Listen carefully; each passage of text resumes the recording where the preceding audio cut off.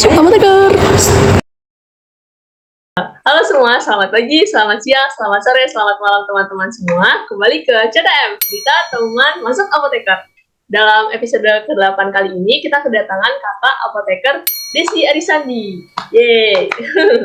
Kepada Mbak Desi, silakan untuk perkenalannya.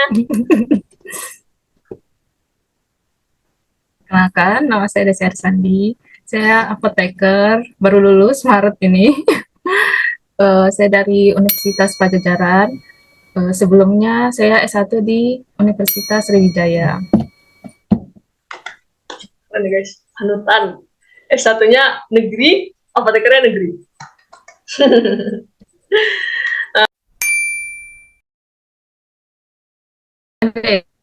Ya, kemarin aku ngambil TSGA, teman aku ngajakin ITB juga. Ya udahlah, coba aja gitu kan. Aku kan lulus bulan Agustus 2021. Sebenarnya pernah ikut les-les juga sebelum lulus itu. Udah lama sih sambil-sambil nunggu sedang S1 kan. Habis lulus S1 ngambil kelas lagi nih, ngambil kelas les-les itu. Terus tes pertama kan biayanya itu 1,2 juta. Ada 2 macam tes itu tuh, kayak tes SBMPTN gitu, dengan tes TOEFL 1 soal. Tapi nggak ada listeningnya, cuman reading sama structure. Nah, di websitenya itu cuma menerima 88 kuota gitu waktu zaman aku. Itu November 2021. Pengumumannya itu di bulan Desember tanggal 8 kalau nggak salah, dan aku nggak lulus. Terus habis nggak lulus itu aku lanjut lagi tes di ITB. Sempat ragu sih itu, soalnya kan H-2 penutupan ITB kalau nggak salah, itu 10 Desember kan penutupannya. Lama itu mikirnya sebenarnya kan, apalagi ITB itu full esai kan, jadi agak gimana ya, kalau nggak ada persiapan tuh agak nyari nyari itulah nyari mati. Soalnya kan ITB ini sistemnya 2 kali tes gitu ya tiap semester gitu. Jadi aku pas tes paling terakhirnya di Desember, yang di awal itu bulan Oktober. Dan syaratnya juga kalau udah 2 kali tes tuh nggak boleh tes lagi kalau di ITB gitu.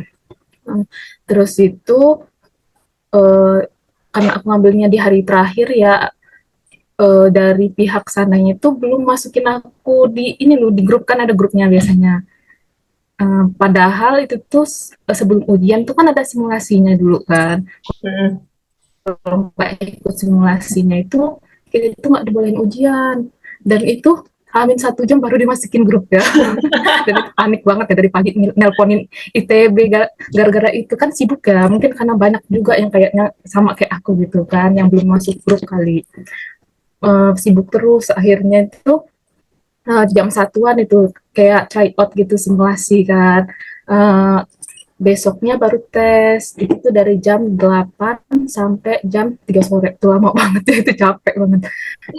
Soalnya itu ada 4 bidang, kalau nggak salah itu farmakologi, kimia bahan alam, terus itu teknologi farmasi dengan kimia medisinal gitu ya.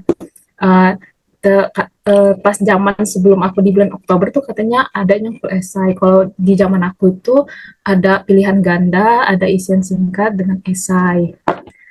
Uh, Habis itu tesnya itu biayanya 750.000, tapi ada syarat buta warna sama bukti terdaftar di BPJS gitu. Pengumumannya kalau nggak salah itu sekitar 31 Desember lah. Dan aku nggak lulus waktu itu kan. Udahlah, aku lanjut di tes ketiga di Unpad. Sebenarnya aku tes di Unpad itu udah lama, dari bulan Oktober, karena kan pengalaman teman aku daftarnya jangan mepet-mepet. Soalnya tuh takutnya nggak lulus di bagian bahasa Inggrisnya, pengalaman teman aku kan. Dan ternyata aku juga nggak lulus di bahasa Inggrisnya kan. Tapi TPA wajib lulus. TPA itu per semester tesnya itu. Kalau semester ini nggak lulus, semester depan baru boleh tes lagi gitu. Pas TPA lulus itu syaratnya 450 ya. Soalnya itu lebih apa ya, lebih sedikit ya, cuma 127 soal gitu kan. Kalau Bappenas kalau nggak salah 250 ya. Nah, habis itu aku lanjutkan TPA lulus, aku lanjut TKBI atau ELT sebutannya kalau TOEFL di Unpad itu. Aku tes ngulang 3 kali ya, ketiganya baru lulus. Dan aku baru tahu gitu kan, banyak soal-soal itu ada di buku Longman ternyata. Syaratnya sama ya 450, tapi waktu nanti udah masuk pas mau kompre apoteker kan ada itu. Nah, syaratnya itu harus udah 500 gitu sebelum lulus.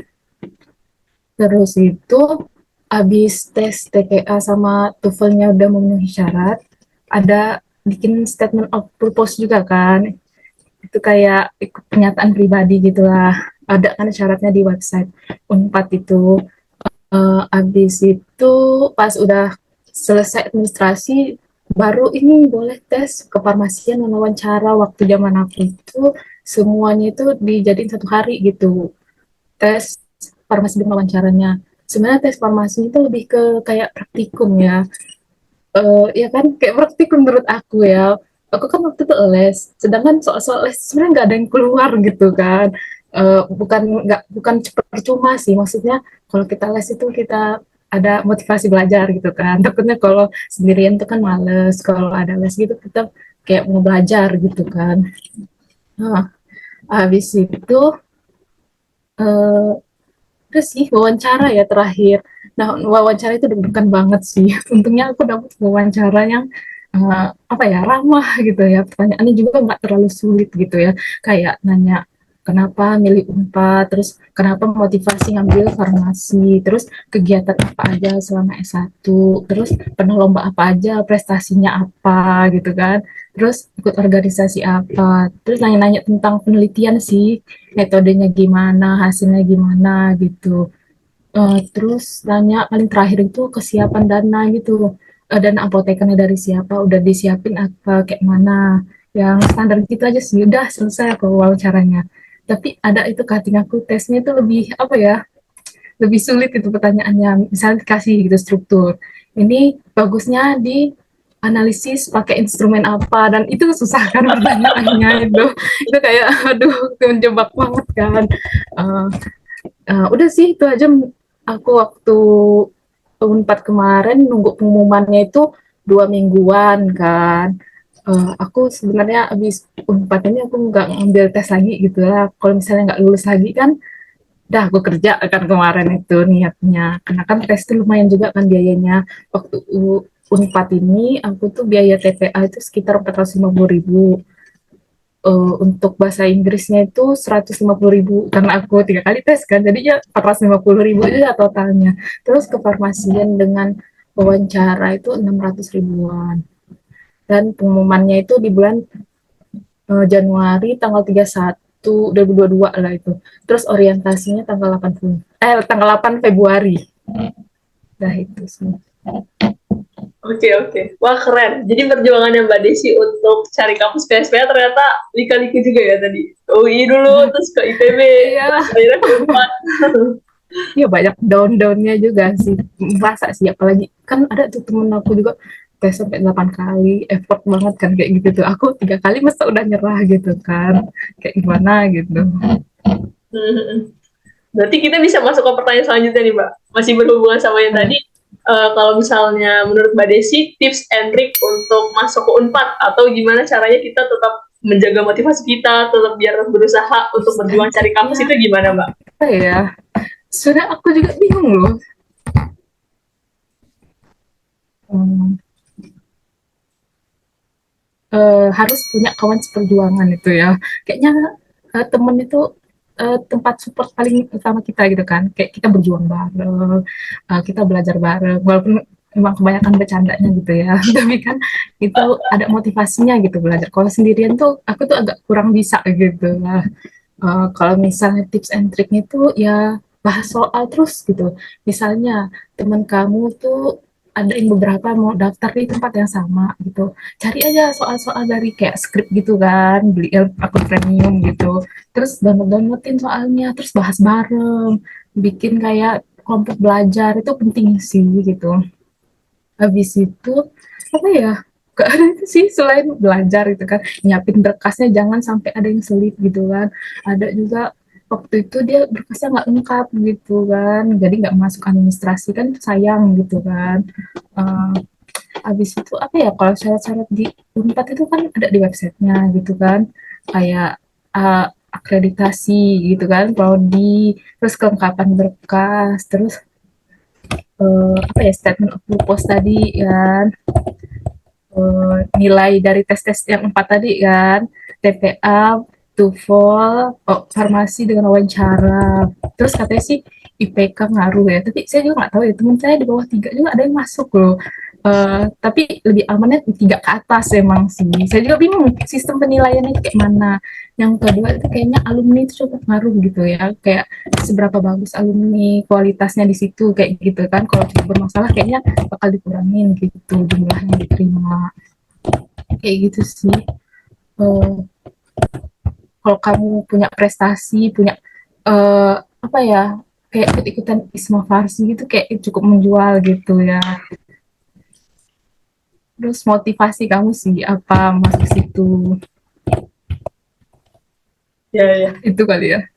Oke, siap. Makasih Mbak Desi untuk jawabannya. Itu ya guys, tips and triknya Mm-mm. masuk PSPA Unpad ala Mbak Desi Arisandi. Mungkin teman-teman kalau misalnya sebelumnya pernah nonton video aku tentang sharing tes Unpad, beberapa kali aku suka cerita kalau kata Mbak tetangga aku, nah itu Mbak Desi ya guys. Yang selalu aku kutip Enggak. tips and triknya untuk di sharing video Unpad itu. Oke. Selanjutnya, kalau misalnya udah keterima nih Mbak, udah keterima di PSPA Unpad, tahapan atau sistem belajarnya itu gimana sih Mbak dari masuk, terus apalagi tahapan yang dilalui sebagai mahasiswa PSPA? Aku sama apoteker gitu sih, mata sekaligus gitu kan. Dan enaknya itu, tapi kalau profesi ini kebanyakan tugasnya itu kelompok gitu kan, tapi kan kita susah gitu ngatur jadwalnya, sedangkan kadang satu pelajaran itu ada 5 dosen kan, itu kan jadi satu pelajaran aja kita ujian 5 kali, itu tuh kayak beratnya di situ mungkinnya. Karena apalagi pas apoteker ini ilmu kita itu harus upgrade gitu kan, kita kan, aku kan angkatan 2016, jadi kayak ilmu ilmu aku itu kayak udah gak up to date gitu kan, sedangkan kita mau ujian UK ini ilmu itu harus up to date, jadi kita harus ngejar ketertinggalan kita sih waktu S1 biar setara gitu dengan teman-teman kita yang sekarang gitu ilmunya. Oke, iya belajar aja sih. Ya udah belajar, sabar, dan kamu bertahan aja udah cukup bagus gitu ya, kayak kamu bertahan kayak oke, ini pasti semua teman-teman kamu juga ngeluh gitu hal yang sama gitu ya, berjuang bareng-bareng aja. Betul, betul. Berarti kalau misalnya sistem kuliah di Unpad sebelum PKPA ada kuliah gitu ya Mbak? Berapa bulan kuliahnya Mbak? Dipadetin sih 2 bulan dan itu stres sih. 2 bulan mana kan kita tuh udah lama gitu ya, kalau penelitian kan kita jarang belajar gitu kan. Belajar waktu les gitu, ingat-ingat lagi. Keren, keren. Sistem belajarnya kuliah atau langsung studi kasus gitu Mbak di kampusnya? Nggak ada teori lagi sih, langsung studi kasus kan, kita dianggap udah mateng gitu itu S1-nya kan, udah dikasih materi segala macam, langsung dikasih ke studi kasus gitu kan, biar lebih cepat juga. Karena kan kalau praktek di lapangan kan kita kebanyakan studi kasus gitu. Keren. Oke guys. Oh iya, sebelum ke akhir, kalau di Unpad itu kan sekarang ada kampus yang masih peminatan, ada kampus yang udah lima-limanya dapet. Kalau di Unpad itu PKPA-nya gimana Mbak Desi? Oh, kalau PKPA-nya itu ada 4 sih. Yang peminatannya itu antara milih Bepom, PBF, kalau enggak Dinkes, kalau enggak Puskesmas, itu pilihannya. Yang wajib itu apotek, industri, dengan rumah sakit, itu wajib. Oh, jadi 4 ya Mbak, tempat Iya, PKPA-nya. 4 PKPA. Keren. Kalau Mbak Desi Kalau dulu di gimana aja Mbak? industri, Hmm? kalau di industri itu sekitar 2 bulan. Nggak usah sebut tempatnya ya. Oke. Industri 2 bulan, terus rumah sakit itu 1,5 bulan. Nah, kalau di apotek 1 bulan, Bepom juga 1 bulan. Sebenarnya 3 minggu ya, karena potong lebaran waktu Bepom ini. Hmm. Jadi industri sama rumah sakitnya wajib ya Mbak kalau di Unpad. Ya wajib. Kalau habis PKPA itu tahapannya ujiannya ada apa aja ya Mbak? Belum sebelum akhirnya sampai ke UKAI atau UKM PPAI sekarang. Oh, kalau pas PKPA-nya, bukan, abis PKPA ada ujiannya, ada urutan ujiannya apa aja? Ih, banyak banget sih, kayak lebih stres lagi itu ya, kayak masa-masa terberat banget gitu, kayak tiap hari ujian gitu, kayak kita tuh nggak ada healingnya gitu kan, kayak OSCE, kalau Unpad itu kalau nggak salah dari bulan Agustus itu udah diwajibin nih kayak TO internal gitu, tryout internal gitu, sampai harus rata-rata itu nilainya harus 7 gitu ya, dari tryout 1 sampai terakhir gitu. Kalau nggak 7 ya udah harus buat surat pernyataan kalau bakal lulus segala macam kayak gitu. Terus tuh OSCE juga, OSCE internal kayak gitu, latihan-latihan kayak gitu, pokoknya ujian tiap hari lah pokoknya. Berat sih, berat, tapi ya namanya kita kalau udah keluar kan kita pasti di posisi yang kayak mengambil keputusan segala macam kayak gitu kan, jadi menurut saya wajar ya kalau berat gitu ujiannya. Oke, oke. Kalau misalnya di Unpad itu ada ujian internalnya nggak, Pak? Atau ujiannya sama kayak nasional aja? Ada OSCE nasional, UKI Ada. nasional, terus internalnya ada berarti, Pak? Ada 3 ya, TO tadi, TO, UKAI, habis itu OSCE internal dengan kompre, dan kompre itu paling berat kan. Kompre itu kalau nggak lulus kita nggak boleh ikut UKAI. Nah, kompre itu ada 5 ini sih, 6 malah, 4 pembimbing eksternal, tapi dia itu bukan pembimbing eksternal kita yang kemarin, diacak pembimbing eksternalnya itu. Terus itu 2 internal dari Unpadnya gitu, dan itu ya Allah, itu keluar itu nangis semua rata-rata gitu ya, ujian mental banget. Tapi ya Allah, itu deg-degan setengah mati gitu kan, pengumuman itu tunggu 1 bulan, dan itu ngerasa antara lulus nggak lulus itu kayak gimana ya, apalagi kalau misalnya nggak lulus kita bayar lagi UKT, dan UKT ini kan lumayan gitu kan. Itu sih Oh iya. waktu selesai lumayan kan, apalagi kita dari eksternal gitu kan, pas selesai kompre itu udah lulus, wah itu lega banget rasanya, udah nangis gitu ya.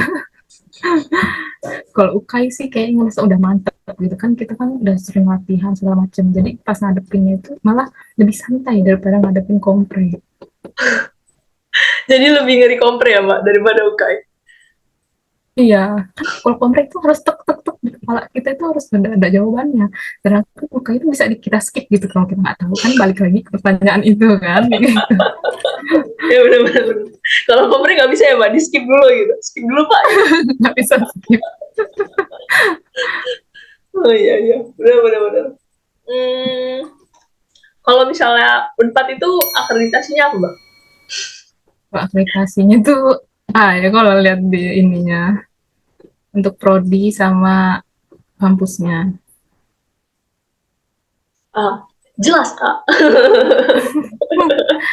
Ya, aku juga ini sih, kayak memang sengaja harus, kita kan udah keluar uang banyak gitu kan. Uh, Sebaiknya itu ngambilnya akreditasinya udah cukup bagus yang, kalau aku sih standar aku nyari harus A gitu kan, nah lumayan kan 50 juta ke atas gitu bayarnya. Kenapa harus kayak gitu? Karena pasti sistem yang mereka buat tuh lebih baik gitu kan, pasti udah cukup settle gitu, pasti lulusan itu lebih banyak daripada orang yang nggak lulus gitu kalau misalnya akreditasinya udah bagus gitu. Oke, itu ya guys tipsnya dari Mbak Desi. Karena udah bayar mahal, kalau bisa masuk kampus yang bagus. Nggak mau rugi. Nggak mau rugi. Betul, udah sama-sama mahal, harus kalian bagus. Oke, mungkin kita menuju akhir ya, Mbak. Tadi kan sama Mbak Desi dijelasin caranya, tahapan tesnya, terus juga tips and trick ala Mbak Desi. Terus mungkin di akhir, Vira mau nanya ke Mbak Desi, kata-kata mutiara dari Mbak Desi atau motivasi buat teman-teman yang masih berjuang, cari kampus, masih belum lulus, itu gimana, Mbak? Aduh, balikan ditanya kata mutiara, aku bingung sih ya. Mungkin mau sharing aja kali ya. Mungkin aku waktu tes masuk UI sama ITB itu terlalu ambis gitu ya. Kayak doanya itu kayak, ya Allah semoga masuk UI, ya Allah semoga masuk ITB. Kayak terkesan itu kita tuh maksa gitu. Jadi setiap saya gagal tuh saya merasa saya itu nggak ada keikhlasan hati gitu. Saya nggak terima, saya nggak masuk gitu.